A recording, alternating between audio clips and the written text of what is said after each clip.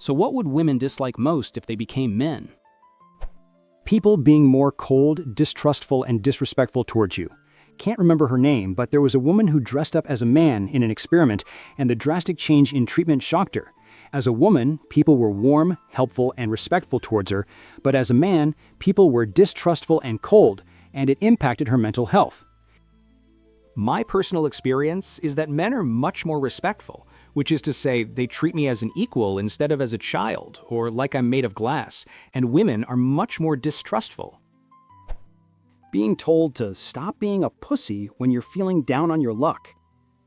I find it curious that we use pussy, referring to a body part that can stretch to 10 times its size and birth a whole human baby, to denote wimpiness and weakness. And we use balls, referring to a body part that is crippled by a light grazing, to denote guts and toughness. Smacks of overcompensation.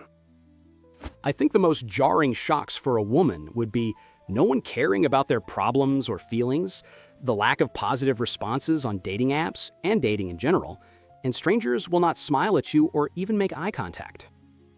This honestly just makes me so sad.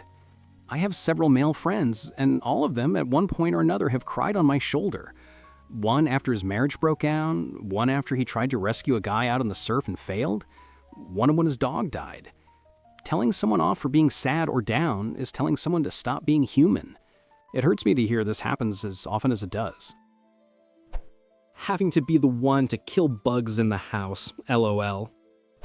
I've read accounts by trans folk that talk about this. What seems to hit them the hardest is people being friendly.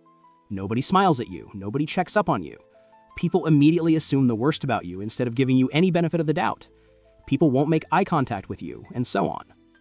F to M folks say it's extremely jarring and massively messes with their mental health, but it's better than dysphoria, so they put up with it.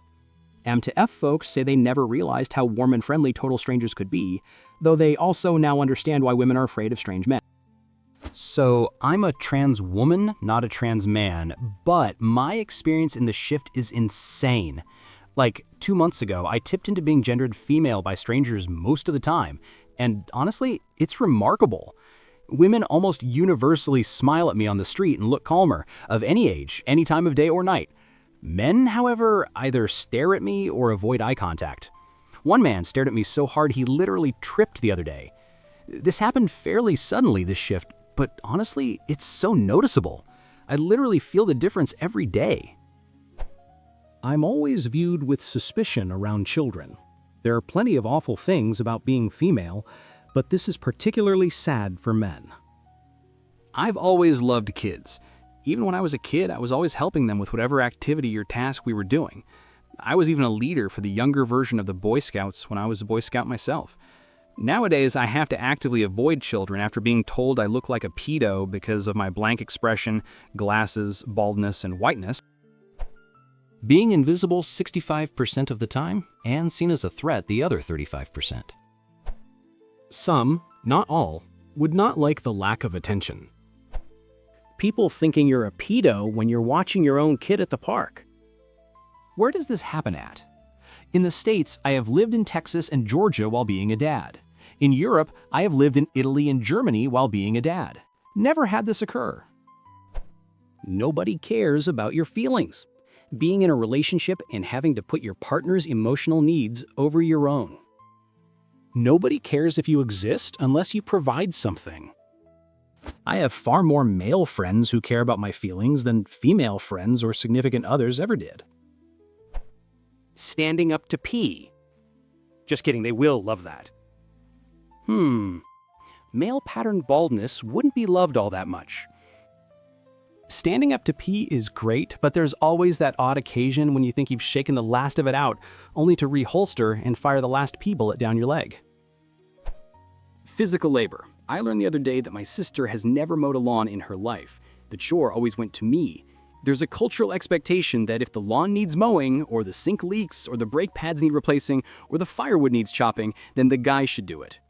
To clear up confusion, I don't mean to imply that traditional housekeeping chores are not also a type of physical labor. What I mean to say is labor that is dirty, heavy, dangerous, or strenuous is usually considered a man's responsibility. Though as a woman, not having the assumed incompetence at tasks like that would be really nice. Not in my country, thank the gods, but being forced into the military at 18 or 19 just because of your gender. I have an online friend who had to go through it and had mental health problems, but nobody cares about you in there.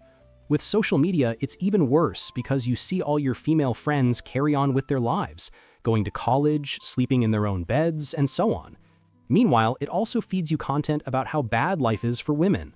If you speak against it, you get shamed for it for not being a man, usually by women and old men. I think I would be scared if my penis touched the toilet bowl. It's disgusting, especially in a public toilet. Men are treated their entire lives the way attractive women are treated once they're older and considered not hot anymore, invisible and expendable. Constantly being told to let your guard down and open up, only to have it immediately weaponized against you every single time? I'm frankly always suspicious of anyone who harps on about wanting me or anyone to let their guard down and just trust them. They're always just manipulators with agendas. If you had your guard up and they tell you to put it down, trust those instincts. I'm a creepy-looking 5'10", 225-pound black man. I'm constantly worried about accidentally looking like a creep.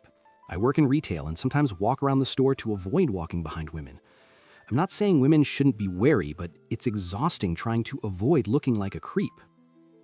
Same. Big dude with a beard here. I go out of my way to seem bubbly and nice so that mothers don't pull their kids closer to them when I walk in. It's exhausting trying to avoid looking like a creep. I stopped trying, also black. Not nearly as tall, but I found that when I simply stopped caring whether or not I looked like a creep, it felt like a huge weight lifted from my shoulders. I could walk wherever, however, speak to anyone about anything, and in the years since I stopped trying to avoid this, I found that it was mostly projecting. The few people that actually treated me like a creep wouldn't have been swayed by my behavior anyway. They'd already made their judgment call. I spent so much time and energy worrying about the feelings of others, I forgot what it meant just to be myself. I'm white and shorter and smaller, and it's simply not easy to fully avoid the possibility of looking like a creep. At some point, it is entirely out of your control and a matter of who's seeing you. But yeah, I do take steps to mitigate it in actions, behavior, and appearance. I also have a young daughter, and I am clearly treated differently if she's with me. The creep factor vanishes. Being gaslit about the very real systemic injustices they face, heavier prison sentences for the same crimes, the draft, being ignored or mocked when their domestic victims are sexually assaulted. Your issues and concerns are not important to others. You have to deal with the constant dismissals and downplays. You have to deal with your emotions by yourself because others will just call you weak or not a man. You also feel like you have to distance yourself from women because of the sheer number of creepy men ruining it for others. Being a teacher also sucks. You have to watch yourself with the girl students because their gossip can easily spiral out of control. You have to watch yourself with the younger kids or other people will think you're a pedo. Yep, that's the problem. All men are treated like pedos or sexual harassers, which just reinforces the idea that all men are pedos or sexual harassers. We had a church in town that was very liberal as far as genders. Women could do anything men could do, but men couldn't change diapers. Or drop off treats at school to teen girl students. Didn't involve even seeing the girl, just dropping them off at the secretary's desk for them to pick up later. Not being allowed to be soft. Being seen as a threat, especially around children and women. Loneliness. Thanks so much for watching. If you enjoyed this video, hit the like button. It really helps. Subscribe for more and tap the bell so you don't miss the next one.